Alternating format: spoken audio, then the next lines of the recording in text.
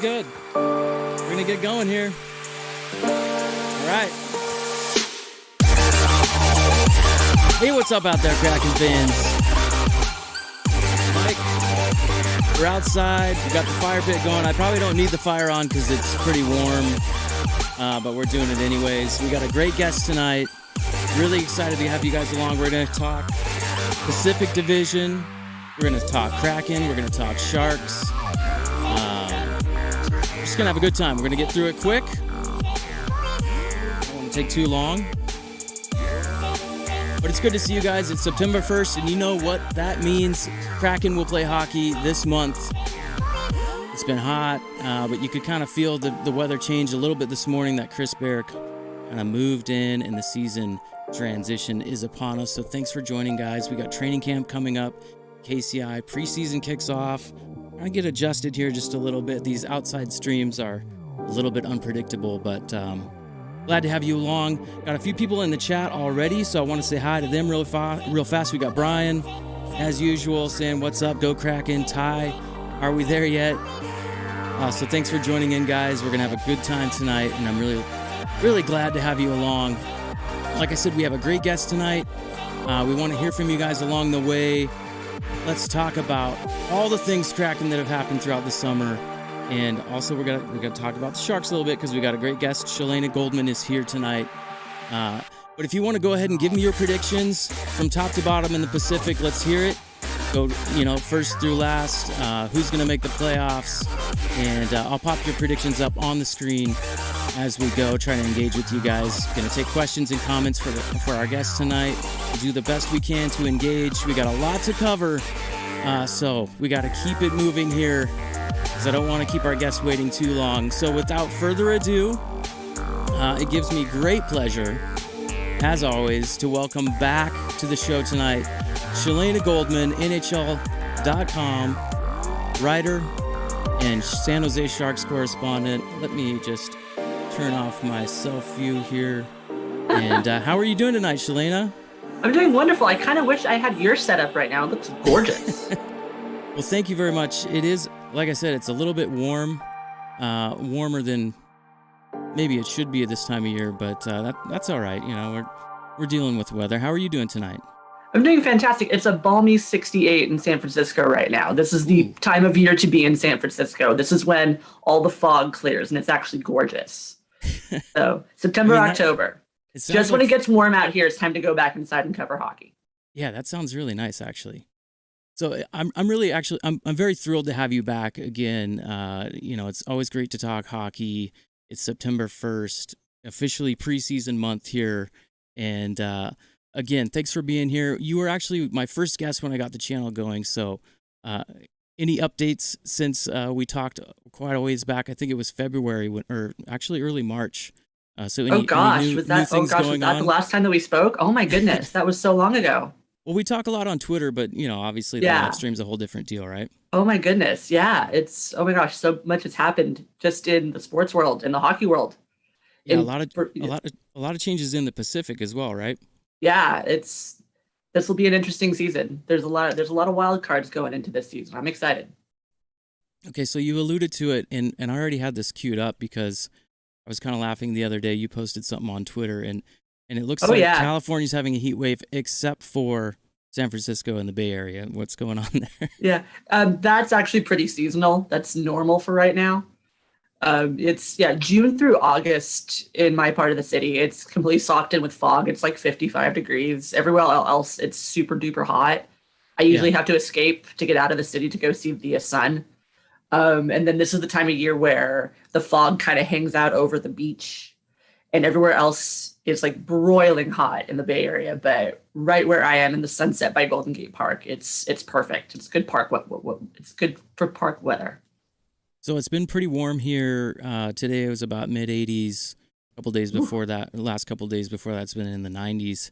And Paul in the comments kind of echoing here, saying I can't wait for the weather to cool off. So we're pretty much ready for the fall season up here. And there you go. I've got my Mariners hat on. The Mariners are hopefully going to make the playoffs for the first time. They're doing well. They're doing really well. It's been 21 years, so a long, long time, right? Okay, so like I said, guys, if you want to keep giving us questions and comments, we'll do our best. We've already got a couple of predictions here, top to bottom. Cody, I see your comment there, and we'll get to it in just a minute here. But I want to really get into it, and Chelena knows her stuff, so get your notepads out and try to keep up. All right, so let's just dive in right away here. I thought we would start with the Seattle Kraken because obviously, we're big Kraken fans up here, and everybody's pretty pumped for season 2. So, you know what? Actually, before that, I'll give you my predictions. I kind of skipped over that. Let's talk about my predictions real fast. And this goes back to my prior video update earlier in August before some of the things that happened in the Pacific. But this is the way I see things playing out. I apologize in advance. San Jose's kind of at the bottom of my list there. So I don't know if you can see that on the screen. I am a reporter. I'm not a fan. I don't mind. You put them where you think. Okay, and so later I might ask you for your predictions. You don't have to give me a top to bottom, but maybe just some insights where you're thinking. But this is kind of where I landed. Edmonton winning the division, Calgary and Vegas up top. That was before the injury to Leonard, and a lot of things have changed since then. But I'm kind of going to stick to them. So we'll see how things go. Okay, so let's talk Kraken, Chelena. It was quite a summer, right? And it all kicked off with the draft. We ended up with Shane Wright, and I about lost my mind. Could you kind of give me your reaction from San Jose and watching as an outsider from there? One of the things I really like about Wright, and I saw this written, and I really, really liked how this is. It's a little overused and a little cliche to say that a young player has hockey smarts. So this guy has really good hockey smarts. My favorite thing written about Shane Wright is saying that he's a responsible hockey player. And I really, really like seeing that because he's got an incredible skill set. He's an incredibly skilled hockey player.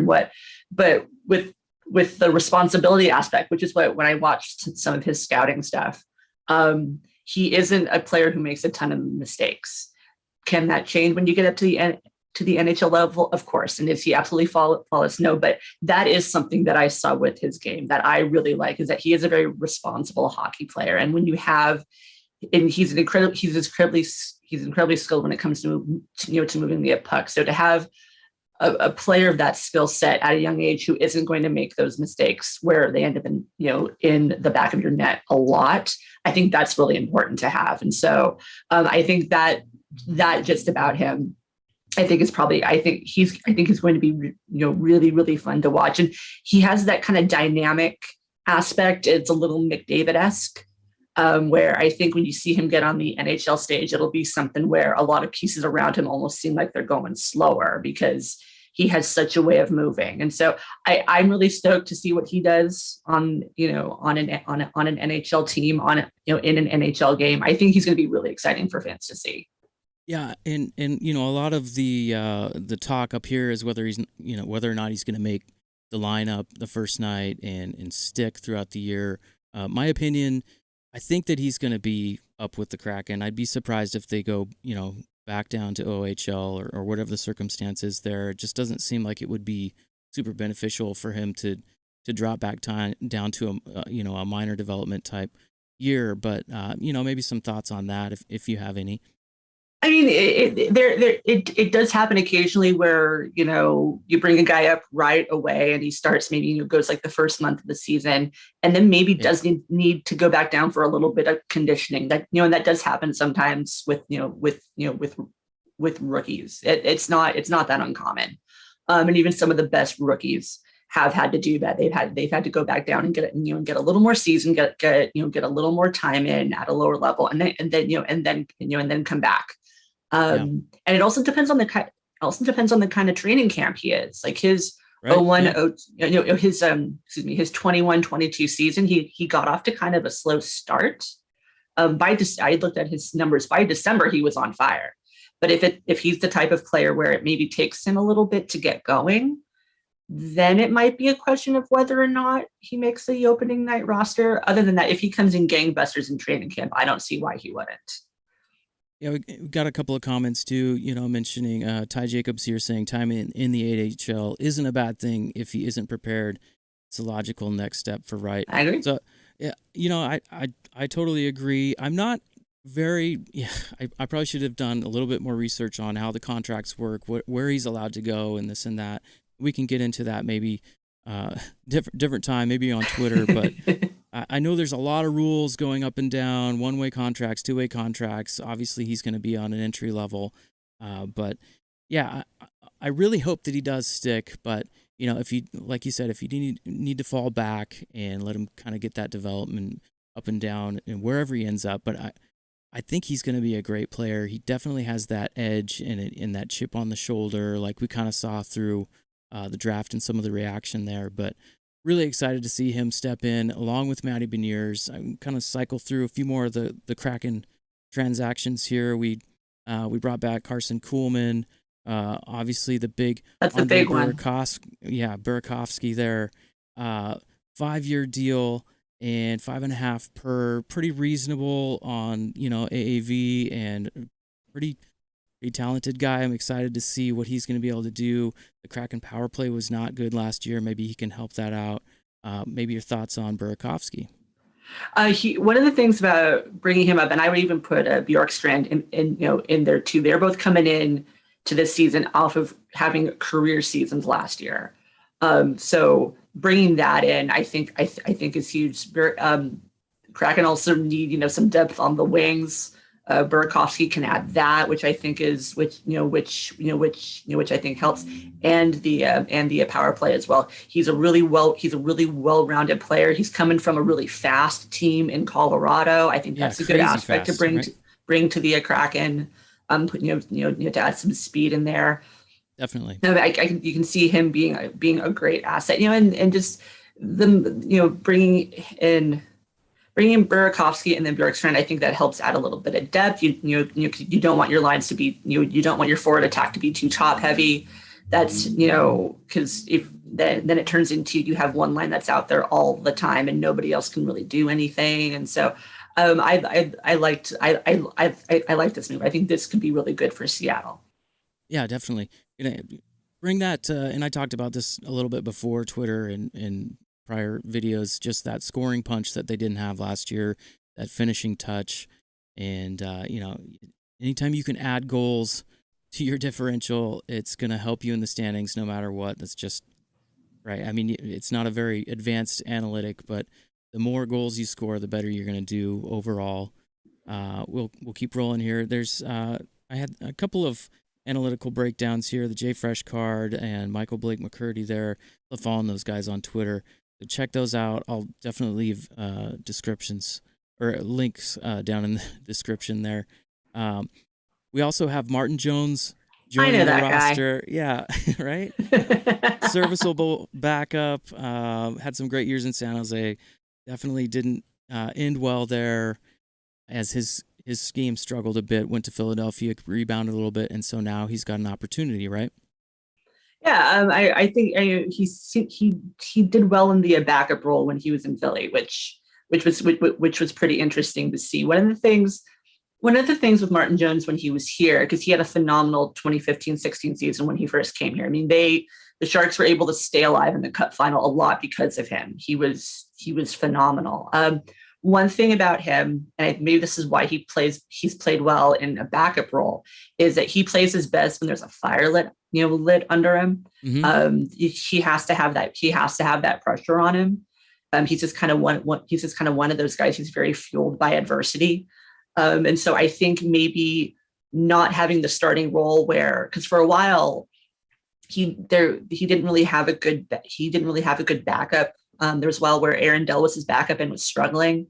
Yeah. And so it was kind of like, okay, well, Jones is going to go out no matter what. And then, a minute and a half into the game, he's given up a goal. And so he does better. When he first came over and James Reimer was his backup, he was phenomenal because it was like, oh, if I don't play well, this guy's going to take my spot.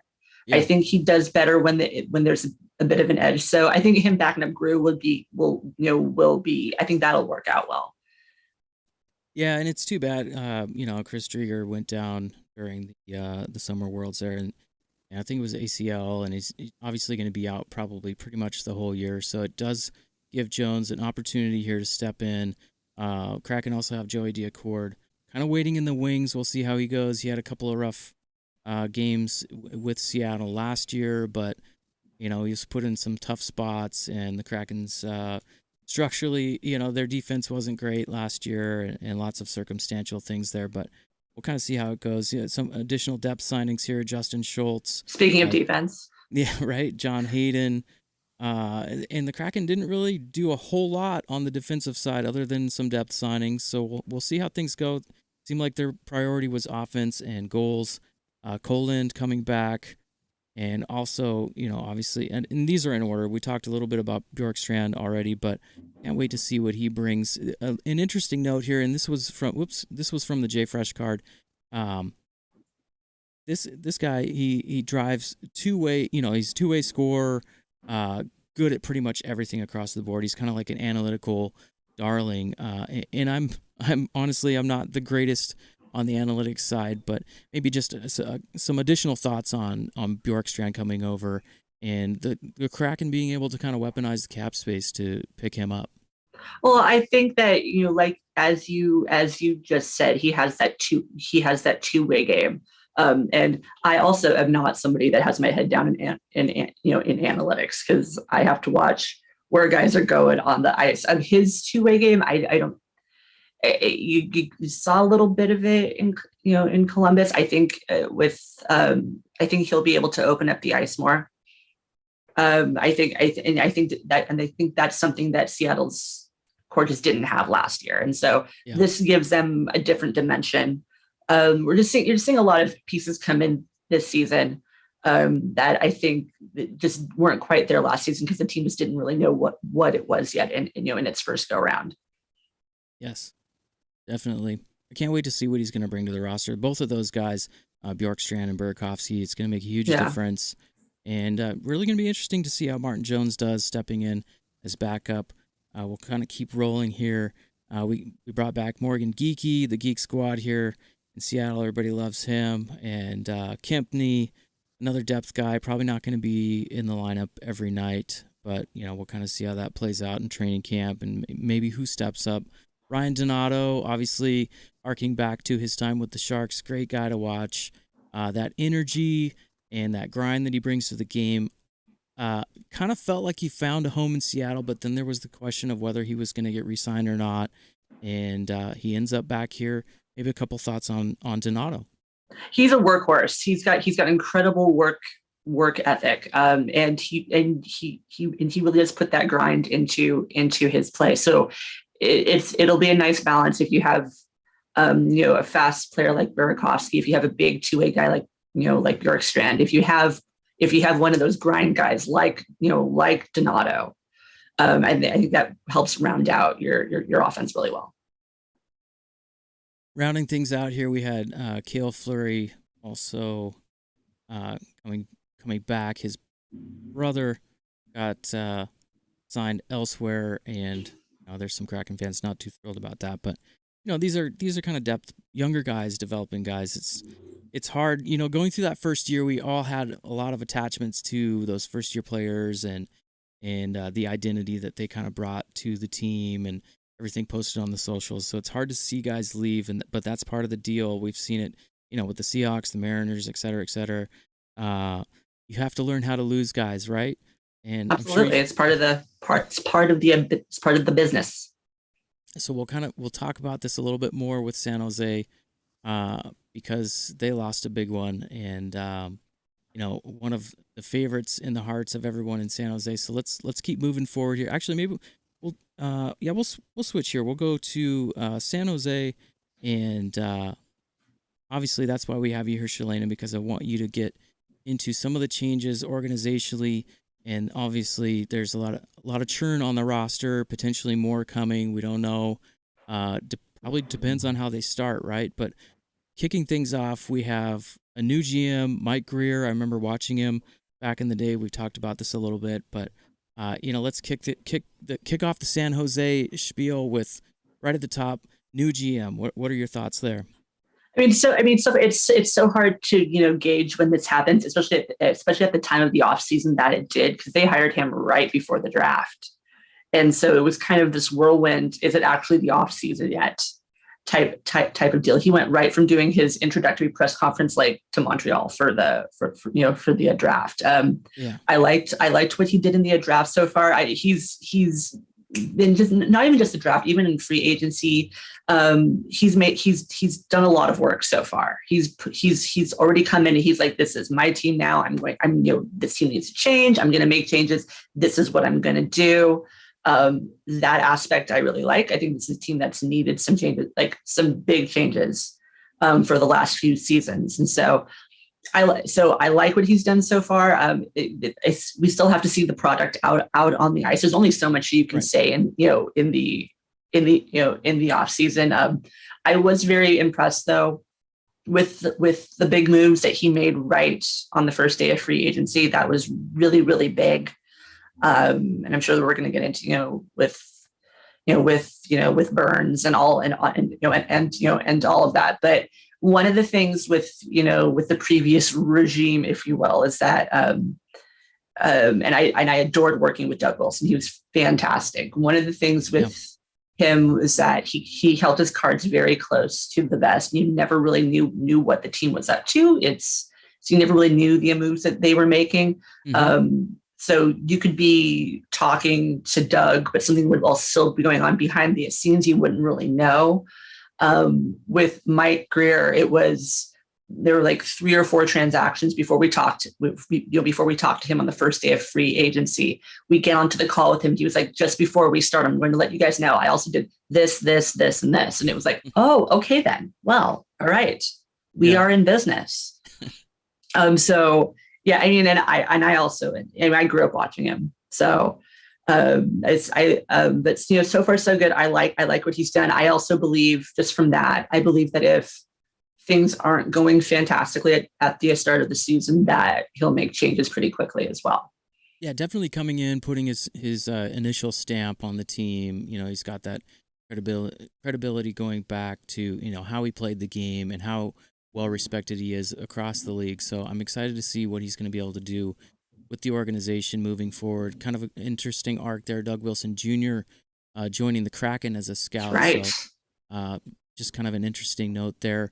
Obviously, in addition to Mike Grier coming over, you guys had David Quinn hired as the new coach. Any thoughts there? We've only talked to Quinn, a very little bit. So we'll see what, the biggest focus with him so far has been, what he did in New York or what he didn't do in New York and what his relationship was with the players over there. He seems like he's coming in with this great attitude. By the time when we talked to him, he had already talked to most of the players already, even though some of them were already, had been over, in Europe for a while. Mm-hmm. But that's something where we'll see, getting into, preseason, how he's, fit into the mold with this locker room and where he stands with the veteran players. And so that's one of those things where, his introductory press conference was wonderful and he said this and that, but we'll see how the team's looking to form as the season gets started. Yeah, so and I'd like to kind of just cycle through some of the additional transactions for the Sharks to chronologically here. Hopefully, it depends on how well I edited. We had John Leonard exiting in the trade there. I know there was high hopes for him originally when he was drafted, and maybe this is kind of Grier changing the identity a little bit. Maybe the way he read things, it doesn't work out with Leonard, but. So he went over to Nashville, and Luke Kunin comes back, correct? Yeah. Yep. I think I got that in. Yep. So Luke Kunin joins the Sharks. For as much hockey as I watch, I know the name, but I don't know a whole lot about the player. I don't know if you can illuminate some of his strengths. I think he's going to help. The Sharks have needed. They haven't had enough. They haven't had enough depth the last couple of seasons. They haven't had a lot of consistency, and this is a guy that can give them. This is a guy that can give them that he can play. He can play kind of up and down your lineup. He can add different things to different lines, and so he's one of those kind of transition type of forwards that the Sharks haven't had for a couple seasons, and I think he'll add. Mm-hmm. He'll help add some depth.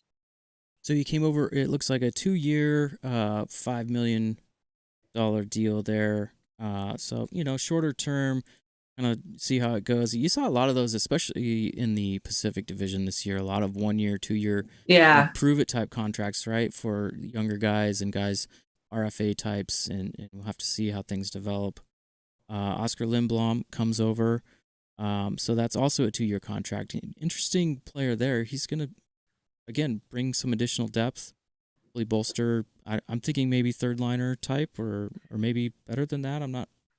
What do you think? We're looking at him probably like second, third line type. He's a player who's looking for a rebound season and very excited to come over and have that, with in different division, different conference even. Just in talking to him, the little bit that he did, he's ready for a fresh start. I expect him to come into training camp firing on all cylinders. I think he's a guy that's going to work really, really hard for this team. Yeah, and as we go through this, I just keep thinking, in the front of my mind with the Sharks at least, it's really, and you even mentioned this already, it's really going to be about their start this year. I think if things go off the rails early, there's, just my opinion, but I think there's going to be potentially some bigger moves coming. And, Greer's going to have to put that stamp on further and actually rebuild. And I know I've heard about it a lot over and over. Like Wilson was never really willing to say those words, and then it kind of started happening. But really an organization in a transitional period, right? Yeah, very, very much so. Well, they've kind of been transitional for a little bit now, but nobody really wants to say it. Everyone's saying, we're not, because everyone's so afraid of the word rebuild, and everyone's saying, no, we're not, we're not doing that. I wouldn't call it a complete rebuild by any means. Mike Grier didn't want to say it. Dave Quinn didn't want to say it. Sure. But it is going to be a different team next year. There's going to be different pieces coming in that I think are going to shape it and make it a very different team. Let's keep it going here. We got Matt Benning, Marcus Nudavara, Nico Sturm, interesting player there, coming over on a 3-year contract, so a little bit longer term there. I kind of like what he brings to the mix. And then obviously we've got the big news, Brent Burns sent to Carolina. And this one hurt a little bit because, I grew up watching the Sharks, and actually one of the smaller family members here was a big Brent Burns fan, and she had a jersey. So, yeah, but she's a big Kraken fan now too, so it's okay. That's good. That's good. Yeah, maybe some thoughts on Brent Burns leaving and what he leaves, the shoes to fill, obviously, right? Yeah, this is of all their moves, this is of course the biggest. You're down. I don't want to say down, but Brent Burns, big huge leadership guy on this team, huge character guy on this team. So the characteristics and mannerisms, not just of the blue line, but of the entire team will be different without him. You also have a player who was playing, especially last season, with Erik Karlsson having COVID and being hurt, and then other guys being hurt or not stepping up. He was playing about half the game pretty much the entire season. Yeah, just relentless. He was logging just insane numbers, which I do not think any defenseman should be doing that. I do not think that that's a good game plan at all. But that's one of the biggest things. You also have, people are saying, they are going to miss him offensively. His numbers were a little down this past season, but not by that much, which is impressive given how much the team struggled down the stretch. Yeah. I've heard a lot of say that they'll miss him on the power play, but Sharks power play has been very good the last couple of seasons, and most opposing teams knew that it was to cycle the puck up to Burns for the slap shot, and people were typically there for it. So, and that changed a lot when Pavelski left, because those two had that chemistry. That was huge. Shot, right? It was he went for the slap shot and Pavelski would tip it. They would practice that at morning skate. Like, we would watch them. It was usually the two of them were out there the earliest.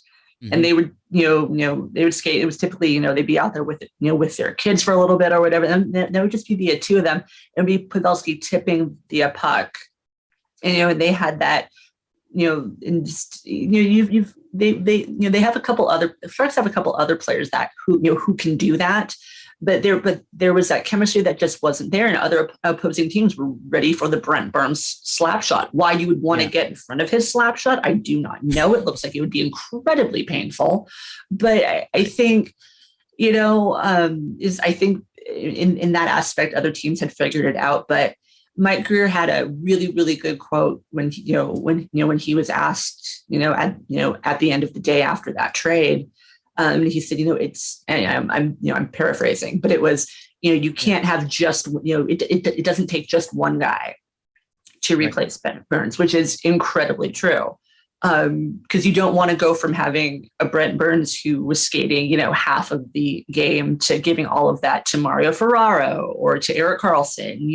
It needs to be, you need to spread those minutes out. You can't have one guy having to carry everything. So, the rest of the defense, not the entirety, but a big chunk of their defense has to step up, because Bob Bugner was having to shorten the bench almost every night because nobody else, because, somebody was dragging their feet or what have you. And there were, really frustrated Sharks fans who were like, why is Burns playing? Okay, well, Burns, Burns gave the puck away. Why is he, why is he still playing so much? But it was like the Sharks don't have anybody else to put in who's going to make up for that, unfortunately. So to make up for that, loss, the Sharks do need, they are going to need the entire D core to pull together, and it's hard to replace an offensive defenseman like that, but they're going to have to figure out a way to do it. Yeah, definitely going to have to be a more of a platoon effort, and people are going to have to step up. Maybe some younger guys coming in. We'll kind of talk about Mario Ferraro here in just a second. Just a few more transactions along the way. Obviously, big thanks out from the San Jose fans and the organization to Brent Burns. Huge mainstay there. A lot of fun to watch for many years. Some additional signings here. Aaron Dell coming back to the Sharks. Agazino and CJ Seuss. Again, these are depth type signings. Then you've got the goaltending situation again. Capo Kakinen. And then we had the Aiden Hill trade here just earlier this week, right? So yeah, the goalie logjam kind of cleared out. Steven Lorentz, and so there's the Mario Ferraro, 4 years for him. Really love this kid, love the attitude, love his talent and how he's continued to progress. Maybe a couple of quick thoughts on Mario real quick, or Mario. He's been one of my favorites to watch, to interview, everything ever since he came in. His teammates have talked about how he's so much the heartbeat of this team. Incredible work ethic through and through. Even when he's having a really good game, he's still trying to be better. It's just that's something that you want. That's something that you want to spread. If you're a fan, you want that to spread to your entire team. He works, and logging all of that time with Brent Burns, who was also such a workhorse. I think that was incredible for his development. Just a great guy to learn from. Obviously. Yeah, exactly. I think and they were friends off of the ice as well. So I think that was so great for his development to have a mentor like that. To bring him along. He's going to be and he's going to step into even bigger shoes this season, and I think that he's up for the challenge. I think he's there to step up and do more. So I'm excited to see what he does this upcoming season.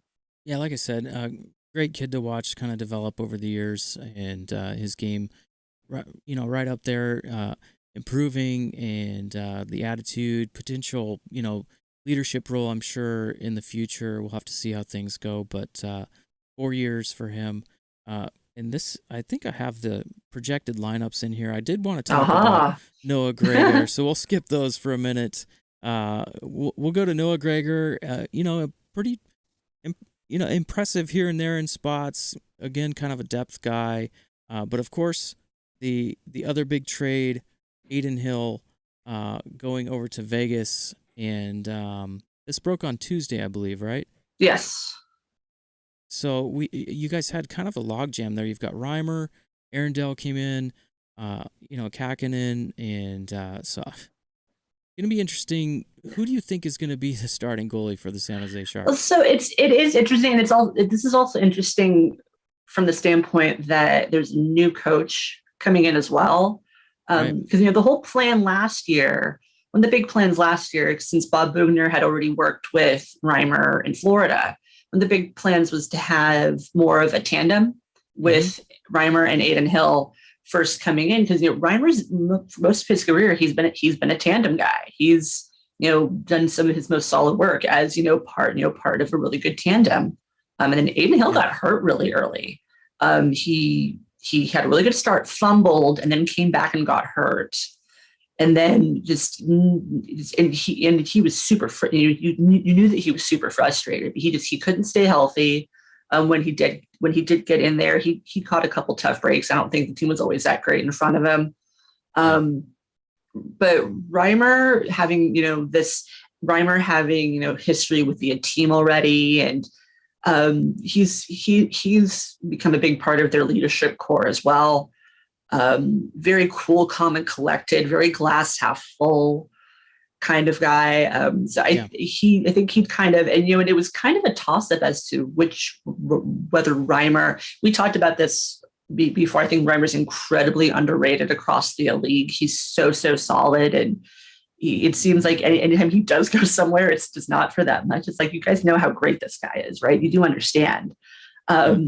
And then it was kind of a toss-up that Sharks made it pretty clear that Kakinen's one of the guys that they wanted to stay. They liked what they saw from him last season. I liked what I saw from him, even though he didn't always have the best effort in front of him.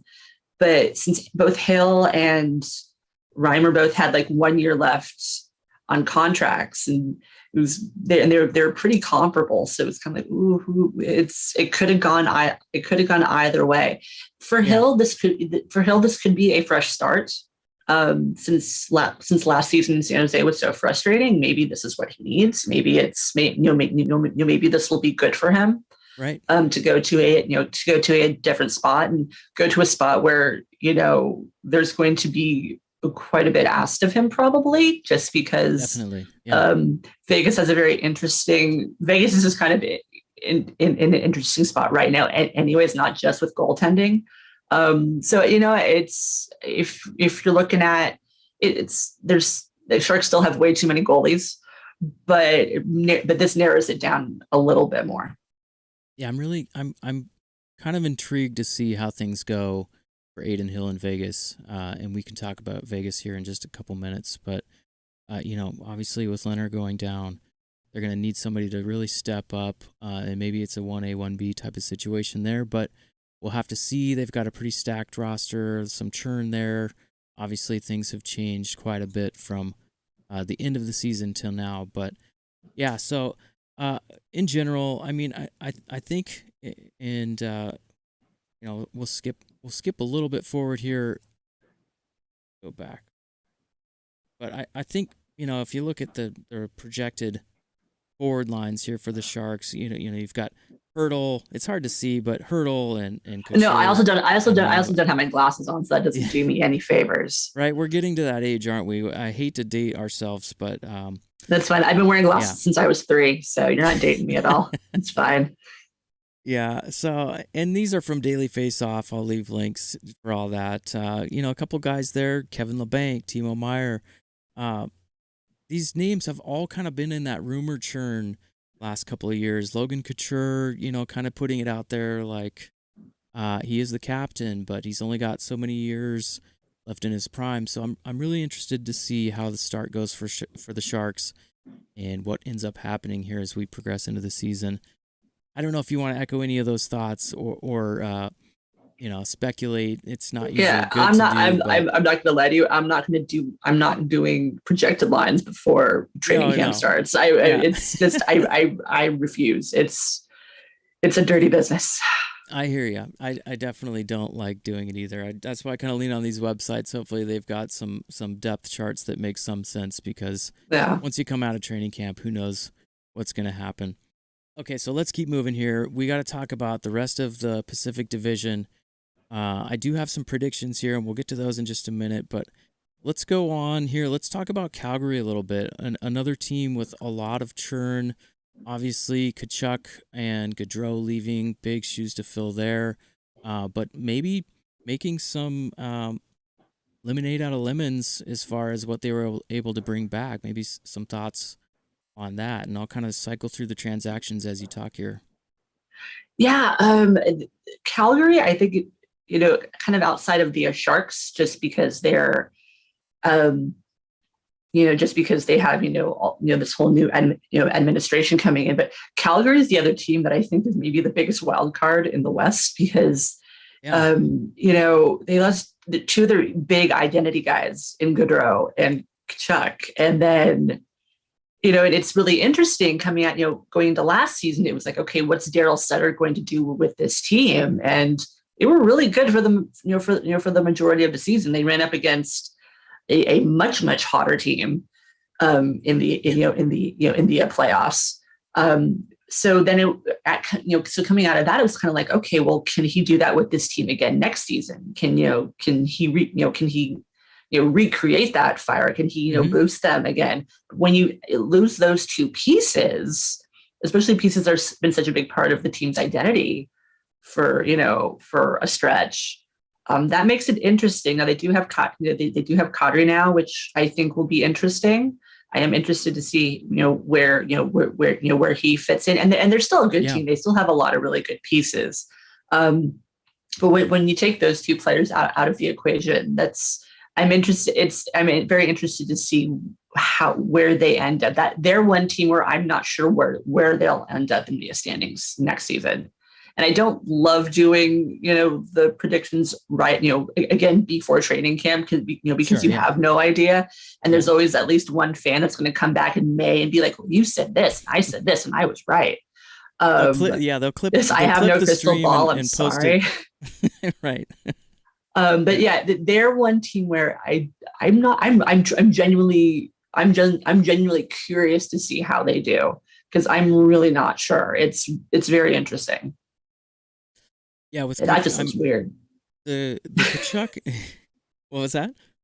No, just seeing the graphic of him with the Panthers.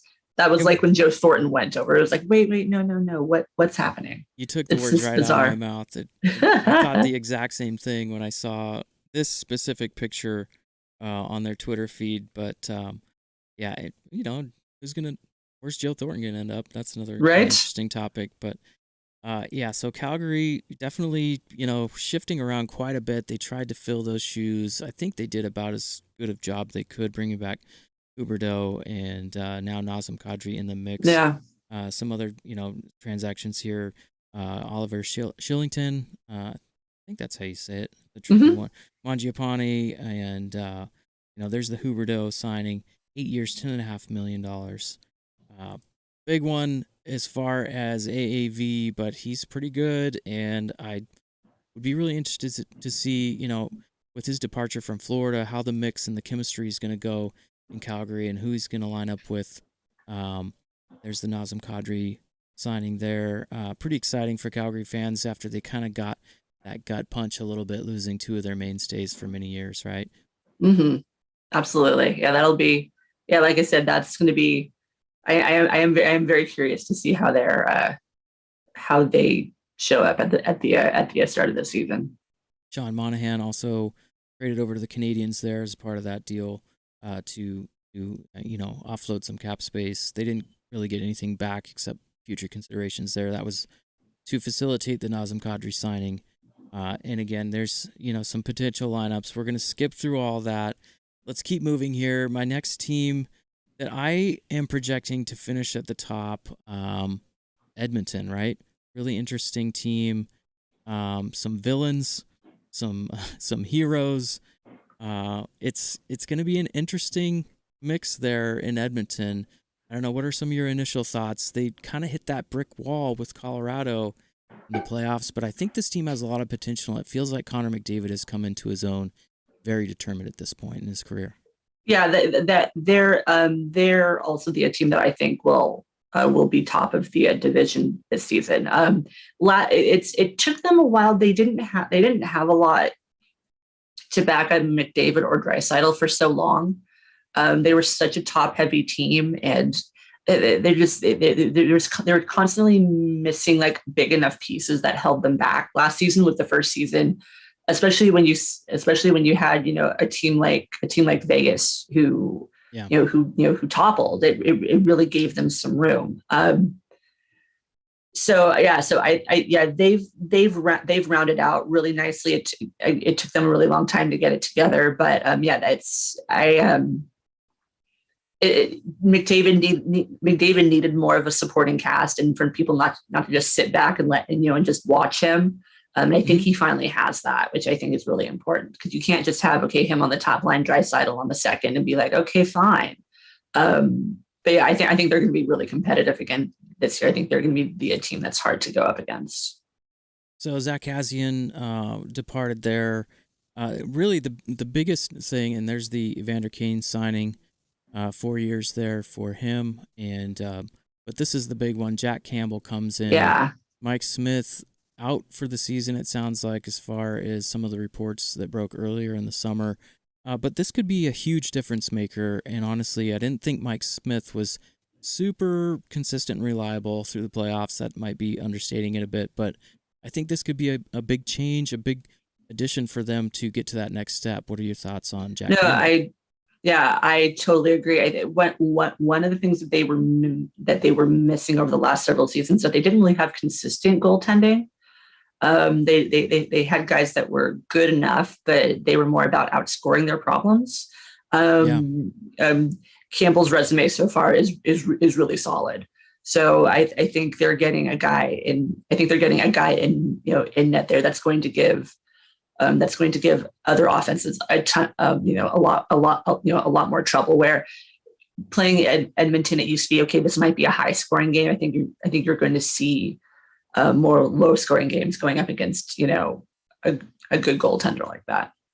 Yeah, and I thought Jay Woodcroft did a good job stepping in. His history with the Sharks, obviously, going back some years there, but I thought he did a pretty good job.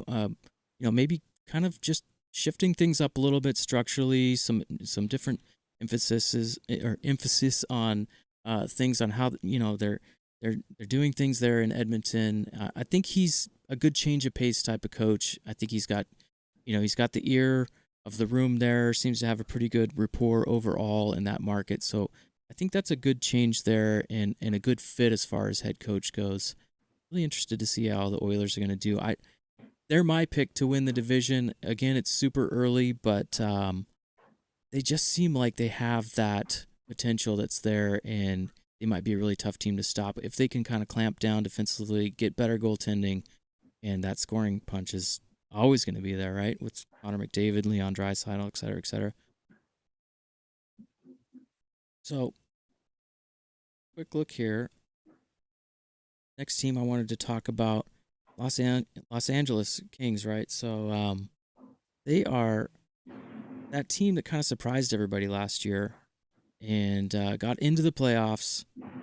And maybe it's one of those things where, I don't know. I think I put this in the notes, right? I said, did the Kings get ahead of themselves? Yeah. Right. And go ahead. Sorry. Yeah. I think they've kind of been on this trajectory for a little while. I think it happened a little more. I think it happened a little more suddenly than a lot of people thought. They've slowly been taking out their older veteran players and adding younger guys. And so it's taken a little bit of time to churn that out, because they didn't do a complete blow up and rebuild. And so they've slowly but surely been adding, new pieces. And so I didn't think they were too ahead of schedule last year. I think that was kind of where we kind of saw them. I think they're going to keep adding to that this year too, to be honest. I think they're going to be a difficult, there were a few seasons there where they were, at bottom of the barrel. I think, coming out of last season into this season, they're going to be a tougher team to play against again. Yeah, maybe it was more of a matter of Vegas kind of stumbling over themselves and Los Angeles kind of taking advantage of that. But I do kind of think back to when Calgary kind of had these up and down years when they, some of their guys were younger. I've talked about this a little bit before. It's kind of that 2 steps forward, two steps backward with the younger team and how they're going to respond. It's not always, like upward trajectory with the young team's not always a guaranteed thing just because you're young. But I guess we'll kind of have to see. Again, getting a good start is such a big deal, especially in the NHL.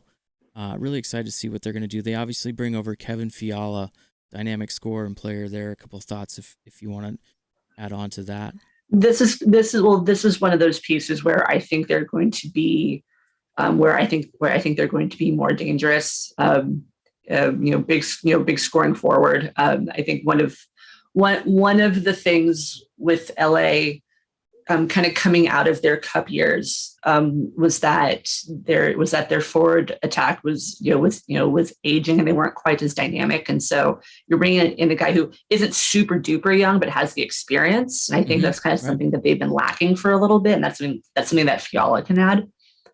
So that's kind of similar to Seattle needing to add some goal scoring, and you've seen that a couple years going now with LA. They haven't been able to score as many goals as they would like to, but we'll have to see. I think Fiala brings a great element there on the offense.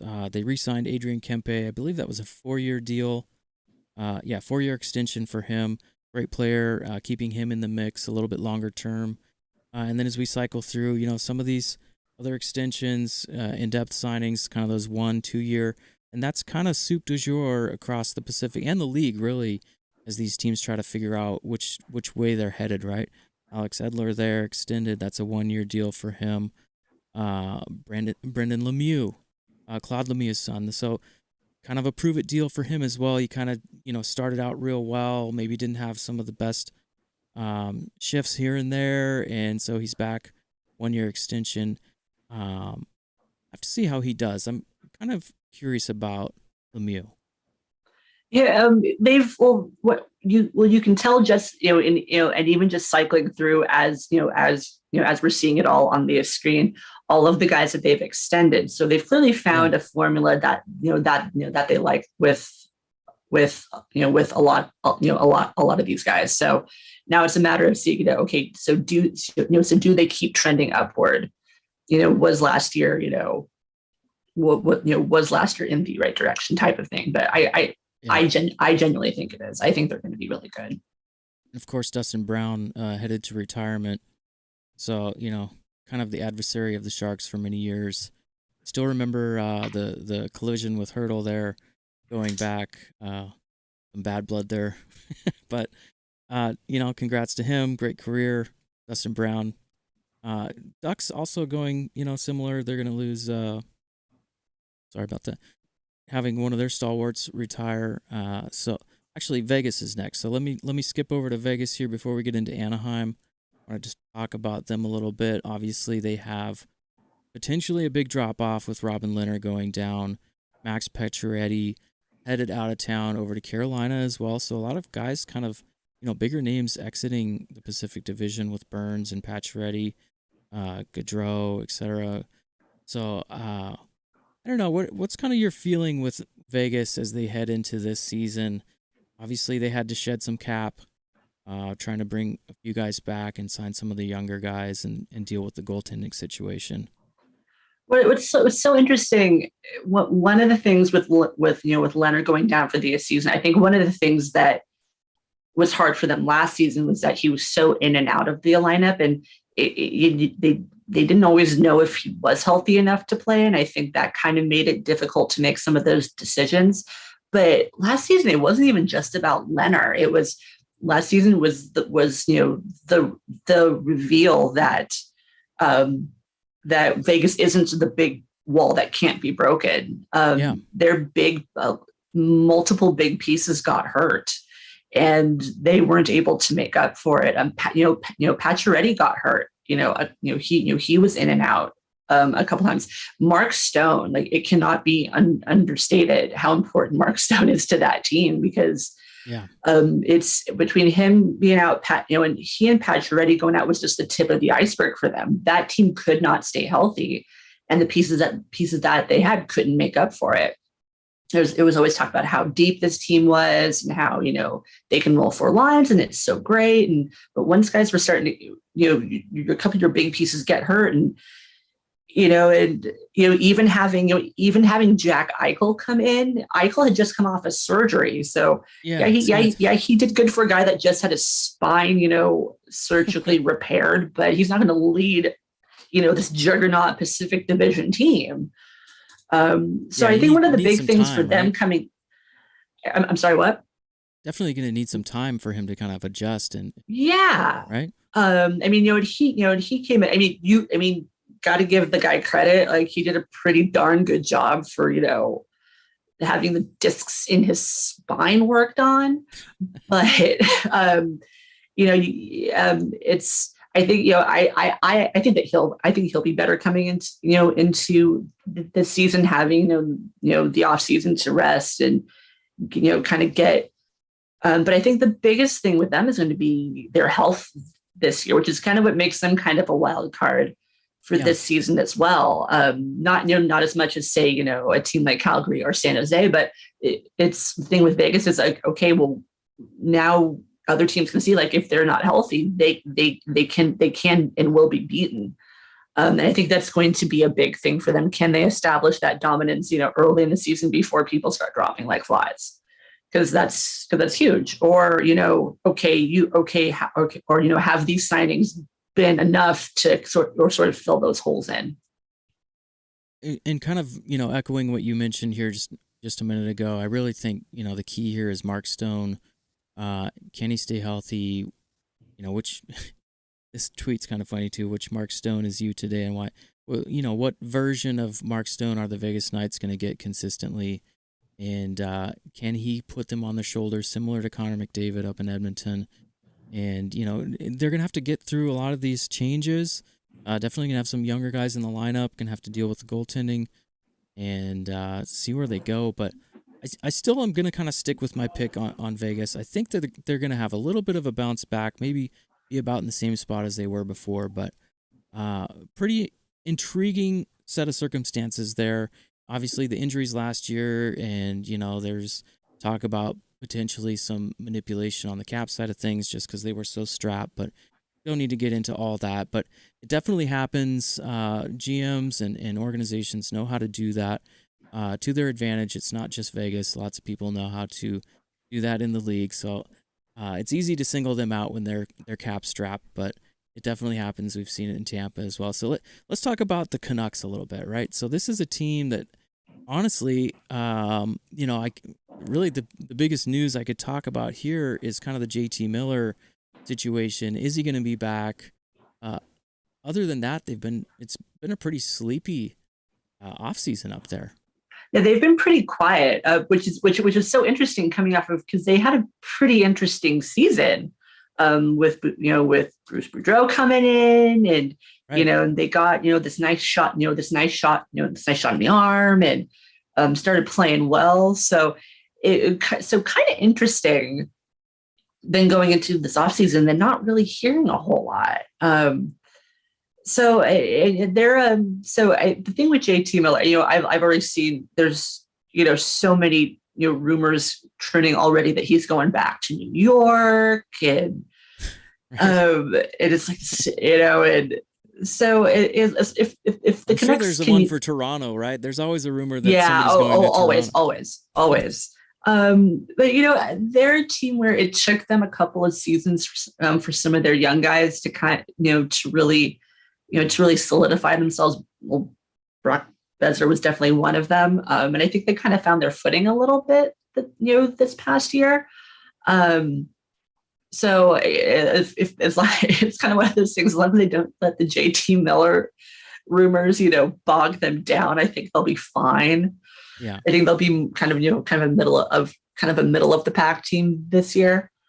Unless something really crazy happens and they catch fire. But, Boudreau did some good things with them this past season. They seem like they kind of found their stride. But like to bring it full circle, like you said again, it was pretty quiet north of the border this year. Yeah, and you know how the Canadians, they get so restless up there with their teams because it's the most important thing It all is. the time, and I totally get it. Just kind of highlighting a couple of the transactions here. Brock Besser, really hoping for him personally to have a bounce back year. I know he went through a lot of stuff last year. They bring over Curtis Lazar from Boston. Interesting, signing their 3-year deal. I think he can bring some depth and some interesting ingredients to Vancouver. But Yeah. outside of that, a lot of these are just kind of, I'm not, doesn't really move No, the it needle a was whole quiet. lot, Yeah. right? Yeah. It was. Yeah. Like you said before, it was just kind of quiet.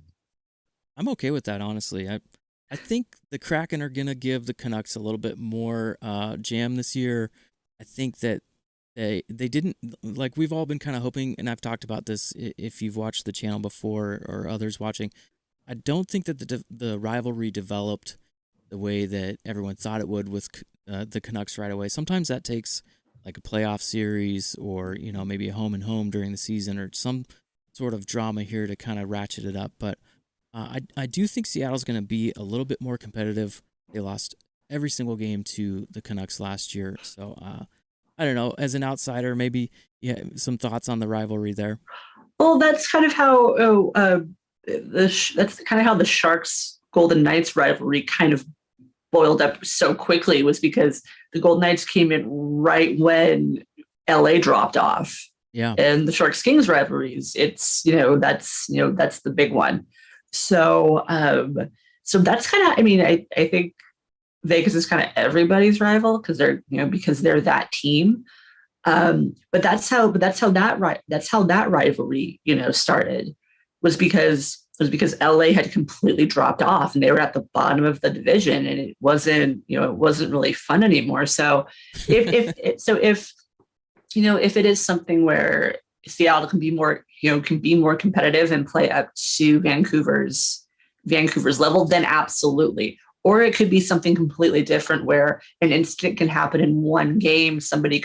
A player could hit another player the wrong way, or there could be a really heavily contested goal, and Seattle could have a completely different rivalry. You could end up with like a Seattle-Anaheim rivalry for all because something crazy happens in one game, and all of a sudden that's what takes off.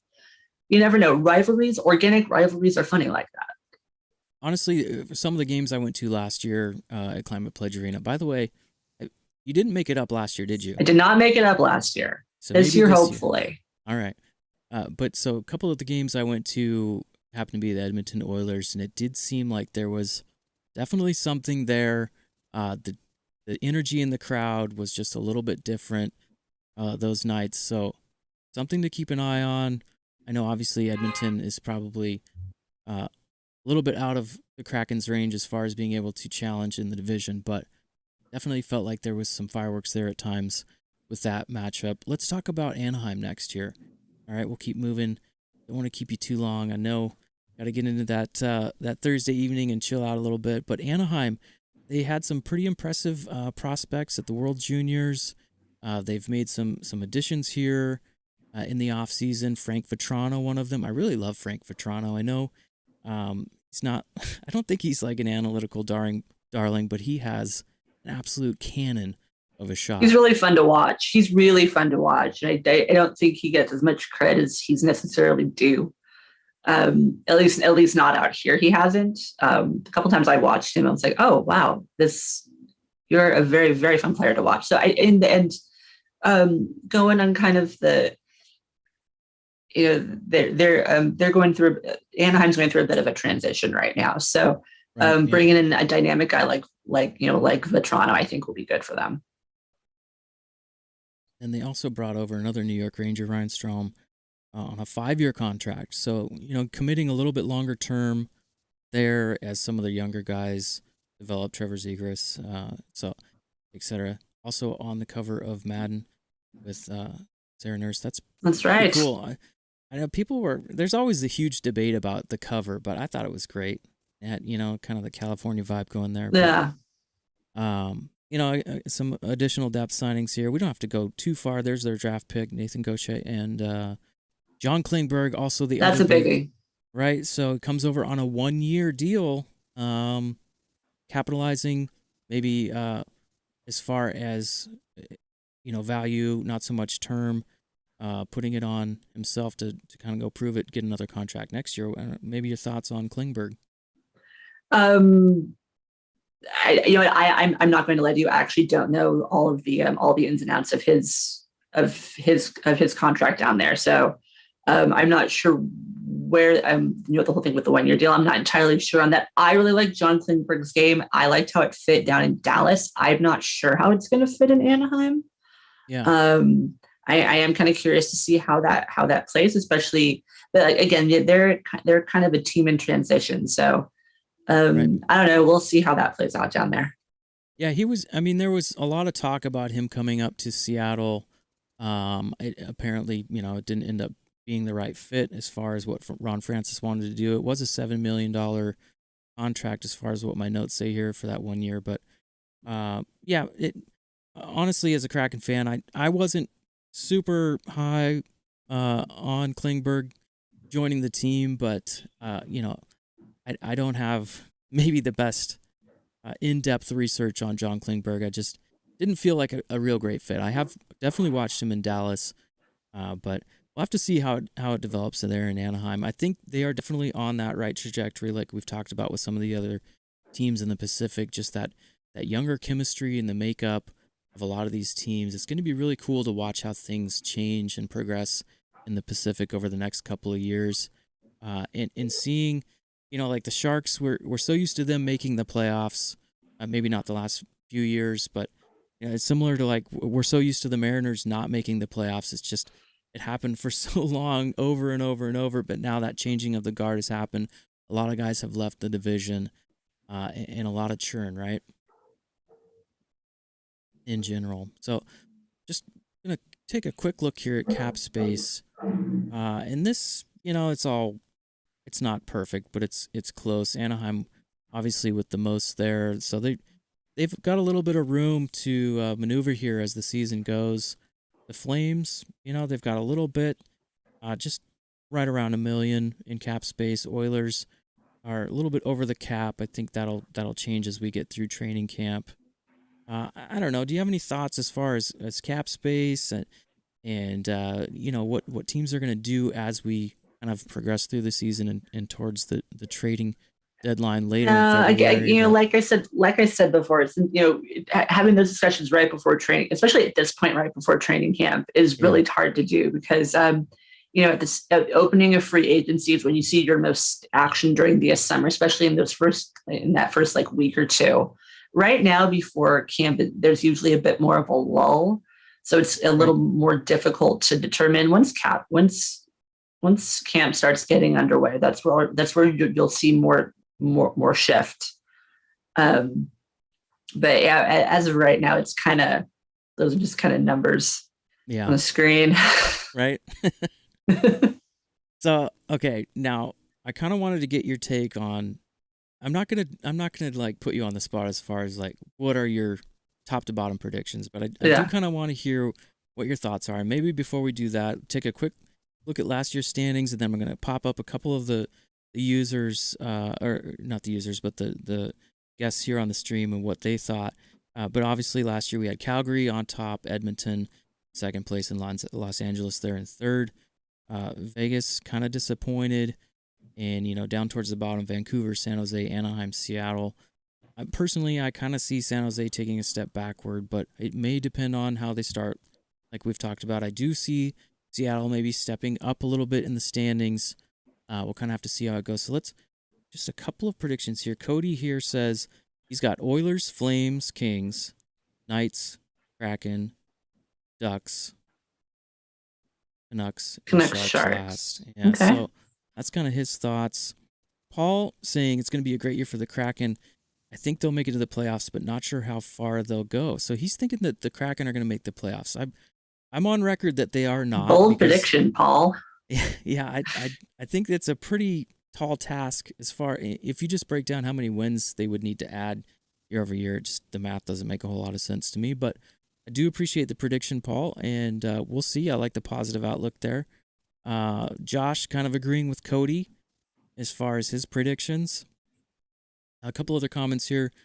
Going back to Burns, Ty was talking about Burns was putting in serious minutes, like you talked about, and this isn't in the prediction realm. Just kind of wanted to highlight some of the users' contributions here as we went through the stream. But yeah, tough to lose Burns. I know Ty personally, good friend, and he's also has some history rooting for the Sharks and such there. So yeah, it's going to be tough to see Burns go.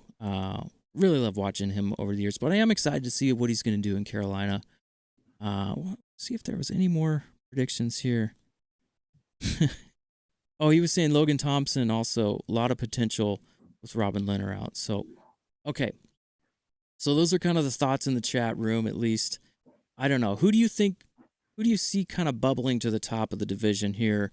Don't want to nail you down, like I said, but maybe kind of your potential division leaders. I think this is kind of a, in agreement around the board. I do see Edmonton being at the top of the division. I see them starting at the top and not really wavering. I think that they finally rounded in, kind of into form, as we said before. I see them at the top. I actually see LA being up a little bit higher. I think they're going to be pretty good. And then Vegas, if Vegas is healthy, I'd see them being up in that top 3 area. After that, like I said, Calgary is kind of a wild card. Probably put Calgary a little bit lower. Yeah. And everybody else probably go like Calgary and then Vancouver after that. I think I think Anaheim, San Jose, and Seattle, those I think those 3 are still going to be towards the bottom. I think it's kind of going to be a race to see who made the most adjustments in the offseason. It's also very possible that Vancouver, with the lack of adjustments that they made, end up having a really, really bad start, and they end up at the bottom. That's incredibly possible. That did happen a couple of years ago. They had when Bezer was very green and they had all this promise, and they came out to a horrible start. You never really know what's going to go on with Vancouver. So it's my most solid prediction is definitely going to be that Edmonton's going to be on top. Yeah, I'm in 100%. I think that's the big one. I completely agree with you on that one. I definitely see Edmonton towards the top. I think Calgary is going to hang in there and still challenge. And for me, it's really kind of this question between Los Angeles and Vegas there again this year, which will be intriguing to see it play out. And maybe we get a surprise from those teams that we've kind of sorted down towards, the bottom, towards the bottom of the division. Like I said, I do have high hopes for Seattle, gaining a little bit as far as their win total and scoring more goals, but I don't think they're going to make the playoffs this year.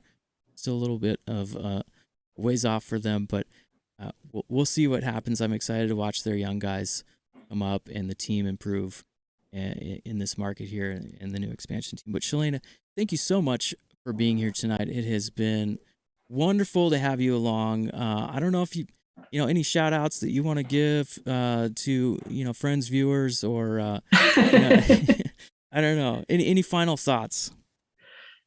No, I think we covered everything. I don't think there's anything that we didn't cover, which is absolutely fantastic. But we're less than a month away from camp and from actual hockey games happening. So it's very exciting. So I hope we get to talk about more soon. It's amazing what a summer full of boredom and no hockey will do as far as creating an outline and covering it for the upcoming season. But yeah, we're just all really looking forward to hockey getting started back up here in Seattle for season 2, and can't wait to talk maybe again later this year when the Sharks head up to Seattle or vice versa. Love to have you back. It's always a pleasure, and thank you again, Chelena, for being on the stream tonight. Thank you for having me. It's been so much fun. All right, we'll talk again soon, and see you later. All right, so that was Chelena Goldman, and Chelena, I'm just going to kind of close out the stream here, and if you want to hop off, that's great, and just end the Zoom call. But guys, again, thank you very much for hanging in there throughout the whole stream tonight. A lot of great things we talked about throughout the Pacific, and the Kraken, the Sharks, a little bit more in depth there. We talked about the rest of the division, all the transactions, a lot of changes as far as what we've seen, and it's going to be really interesting as the Kraken fire up Season 2. I can't wait to cover it here for you guys. I'm going to do my best to put out some updates, do my thing over here on the live streams, and keep you guys up to date. I do have a couple of announcements I wanted to make tonight. I kind of hinted at that in the tweet before the live stream, so if you're still around, let's talk about it. We've got something I've kind of been working on in the background a little bit between a couple of groups that do podcasting. So let's just put it out there.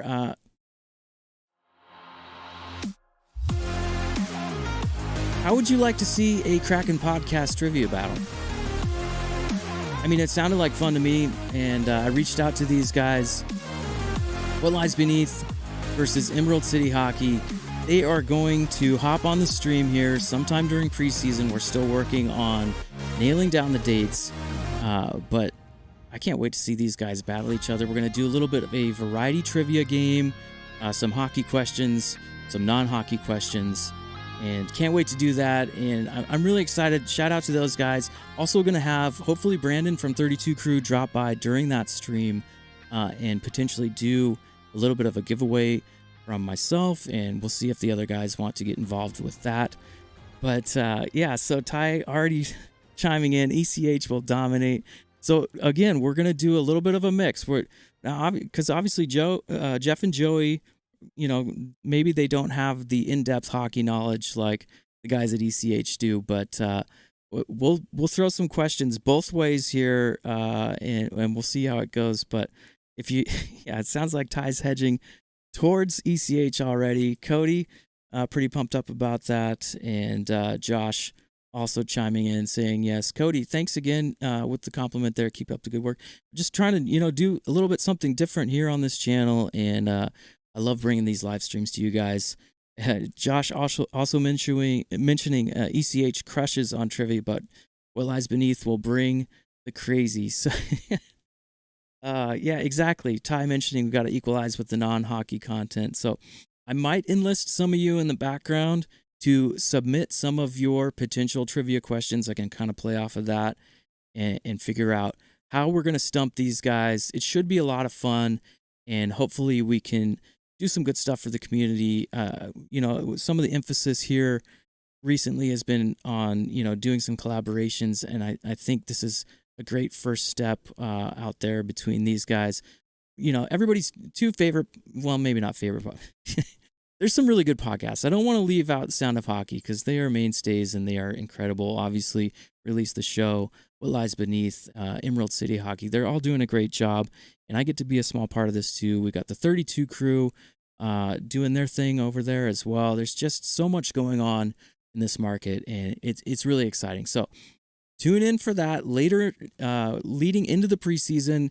Stay tuned for updates as far as, the date for that and the time of that. Obviously, if you follow us on Twitter, you'll know when that breaks, but we're going to nail down dates real soon. Another little announcement here. I'm going to try to start putting some of these shows into podcasts. So, obviously as a one-man show, it's not easy to do a podcast as a one-person show, but I do want to put some of the, guest features out there. So I'm going to work on getting some of the audio content so you guys can take it along with you. Just another way to hop on here on the Sasquatch NHL channel and take it with you. But yeah, I can't wait to do some of this stuff into the next season. It's going to be a lot of fun. But Ty also mentioning Sound of Hockey versus ECH would be close battle of hockey nerdage. I definitely agree. So that's the idea. If we want to start somewhere and get some of these new collabs going, I would love to have Sound of Hockey on the channel as well, or one of them. I'm a big fan of those guys, so I get to be a fan and maybe even a host here and there. It's pretty awesome. So guys, thank you very much for tuning in tonight. It's been a lot of fun, and we're gonna do some more live streams. Obviously, we've got we've got the Morning Cup of Kraken. Gonna start getting back into those here as the season comes up. post-game rapid reaction, right? I'm going to do those in the post-game. I'm going to start in the preseason. First night on September 26th, I'll be back. I'll be live. So if you want to jump on the channel, talk about the game, that's what we do here. It's a lot of fun, and I really love doing this for you guys. And so again, thanks for tuning into the stream. I'm going to sign out for the night. I'm going to hit the road. I'm going to enjoy my weekend. I hope you guys do the same. Much appreciation for all the support. If you want to like, subscribe on the stream, follow me over on Twitter at SasquatchNHL. It's always great to talk to you guys. And we'll catch you again here on another stream real soon, right here at Sasquatch NHL. See you guys.